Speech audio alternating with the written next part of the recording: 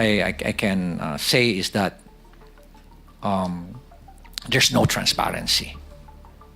There's no transparency whatsoever. Nakita namin yan ni Secretary Vince. Tinago lahat. No? And they are just so comfortable doing it. They're not afraid. Imagine, hindi man lang nila naisip na paano ang taong bayan. Nakakainsulto pa. At ito nga, lately nga, sinabi pa na yung involved na congressman dyan, si Saldico, he did not abandon it. It was a sacrifice. My God! Nagdakaw ka ng bayan, kasi sasabihin mo, it was a sacrifice on your part. And it's not an abandonment.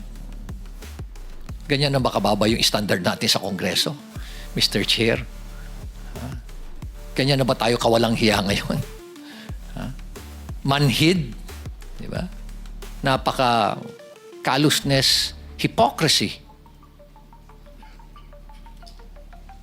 At nakakainsulto sa mentalidad natin Pilipino.